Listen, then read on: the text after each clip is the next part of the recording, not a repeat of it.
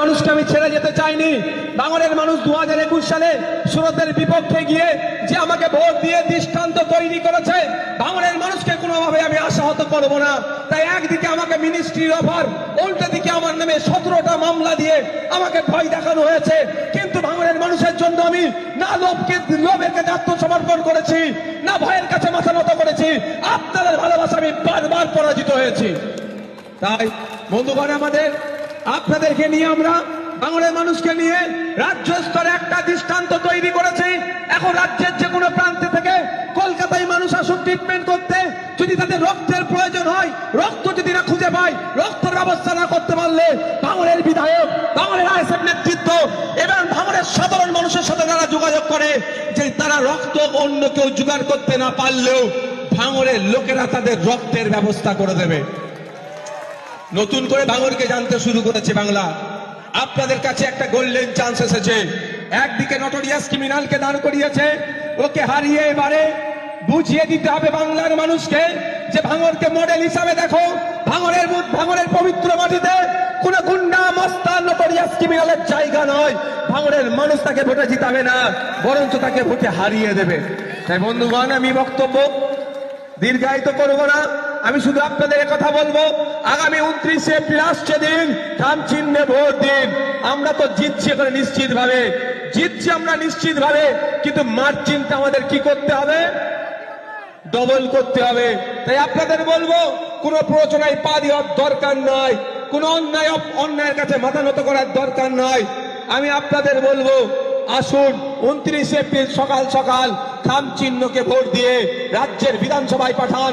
যেভাবে 5 বছরের ধরে আপনাদের সাথে, আপনাদের পাশে থেকে আপনাদের সাথ দিয়েছি, সুবিধা অসুবিধাতে আপনার পাশে এসে দাঁড়িয়েছি, একইভাবে যদি মনে হয় আগামী 5 বছর আমাদের এই নওশাদ সিদ্দিকী আমাদের পাশে থাকুক, বিপদে আপদে সামনের সারিতে দাঁড়িয়ে বুক চিতিয়ে লড়াই করুক, তাহলে মায়েদেরকে, বাপেদেরকে বলবো আর অন্য কোনো জায়গায় হাত দেওয়ার দরকার নয়।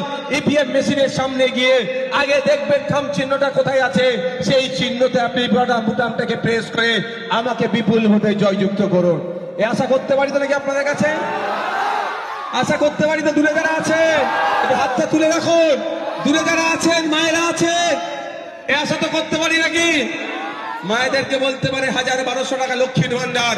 মায়েদেরকে এতটুকু বলে যাচ্ছি, আমরা যদি ক্ষমতার মসনদে আসতে পারি, লেফট হ্যান্ড আইএসএফ যদি ক্ষমতায় আসতে পারে, তাহলে অলরেডি আপনাদের বলে যাচ্ছি 1000-1200 নয়, কম করে মায়েরা যাতে মাস গেলে 5000-এর ব্যবস্থা হয়, তার ব্যবস্থা আমরা করব। তার পরিবর্তে একটু কাজে নেব। আজকে দেখুন ছেলেদের হাতে, শিক্ষিত বেকার ছেলেদের হাতে কাজ নাই, চাকরি নাই, সেই বেকারত্বের জ্বালায় যন্ত্রণায় ভুগছে। যুব সাথী নামে 1500 টাকার প্রকল্প চালিয়ে মাস দিনে তার হাতে মাত্র 50 টাকা আসছে। আমি আপনাদের বলবো, যারা এখানে উপস্থিত আছেন, আপনার বাড়ির ছেলে মেয়েদের ভবিষ্যতের কথা ভাবুন।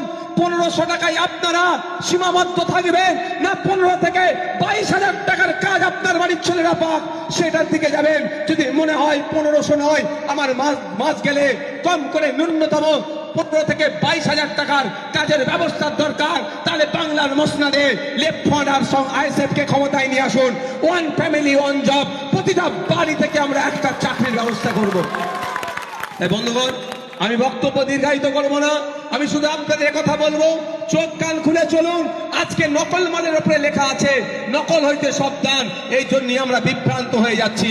যে মমতা ব্যানার্জি বলেছিল আমার লাশের উপর এসআইআর হবে, সেই মমতা ব্যানার্জি এসআইআর প্রোটেস্ট না বাংলায় করতে পারে, অন্যায় ভাবে সাংবাদিককে ধরে জেলের মধ্যে রাখছে, তার সিআইডি পাঠিয়ে। তাই সুতরাং আমাদের ভাবতে হবে মমতা ব্যানার্জি কি চাইছেন। আরএসএস যেটা চাইছে মমতা ব্যানার্জি সেটাই করছে, বিজেপি যেটাই চাইছে মমতা ব্যানার্জি সেটাই করছে। ওয়াকফ সংশোধনী আইন করে মাদ্রাসা, মসজিদ, ঈদগাহ, কবরস্থান কেড়ে নেওয়ার অপচেষ্টা চালাচ্ছে। মমতা ব্যানার্জি বলেছিল এই বাংলায় ওই আইন লাগু হতে দেব না, কিন্তু দেখুন তিনি এই আইনকে বাংলায় লাগু করে দিল। কিন্তু আপনার মসজিদ, মাদ্রাসা, ঈদগাহ, কবরস্থান এখনো যে সুরক্ষিত আছে, এতটুকু মাথায় রাখবেন। সে হরিপাল হতে পারে, বাসন্তী হতে পারে, কাকদ্বীপ হতে পারে, কুলপি হতে পারে, কার্শিয়া হতে পারে, দীঘা হতে পারে, যেখানে যেখানে মাদ্রাসা, মসজিদ, ঈদগাহ, কবরস্থান তথা ওয়াকফ সম্পত্তি সুরক্ষিত আছে, এতটাই মাথায় রাখবেন। ভাঙড়ের বিধায়কের করা মামলার জন্য সুরক্ষিত আছে।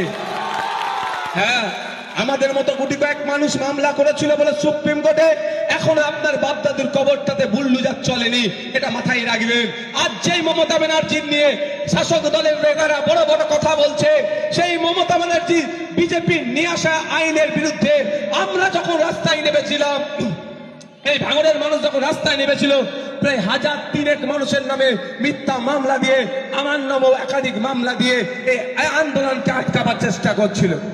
আমরা বিজেপির বিরুদ্ধে নেমেছি, যে বিজেপি মাদ্রাসা, মসজিদ, ঈদগাহ, কবরস্থান তথা ওয়াকফ সম্পত্তি কাটতে চাইছে, কিন্তু মমতা ব্যানার্জির উচিত ছিল আমাদের সাথ দেওয়া, বিজেপির বিরুদ্ধে আন্দোলনকে আরো বড় করা। কিন্তু তার পরিবর্তে আমরা কি দেখলাম, মমতা ব্যানার্জি আমরা যখন বিজেপির বিরুদ্ধে বলি, মমতা ব্যানার্জির দলের লোকের বুকে ব্যথা করে কেন?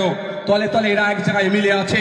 তাই সময় এসেছে ভাঙড় থেকে বিজেপি তৃণমূলকে উৎখাত যেমন আমরা 2021-এ করেছি, 2026-এ দৃষ্টান্ত তৈরি করব এবং সারা রাজ্য জুড়ে আমরা বিজেপি তৃণমূলকে পরাস্ত করে নতুন সূর্য একটা উদয় হবে। যে সূর্য উদয় হবে, যে সকাল পাবো, নারী পুরুষের কোনো বৈষম্য থাকবে না, আমরা ওরা কোনো ভেদাভেদ থাকবে না, ধর্মীয় ভেদাভেদ থাকবে না, বর্ণগত জাতগত ভেদাভেদ থাকবে না, স্কুলে শিক্ষক থাকবে, হসপিটালে ডক্টর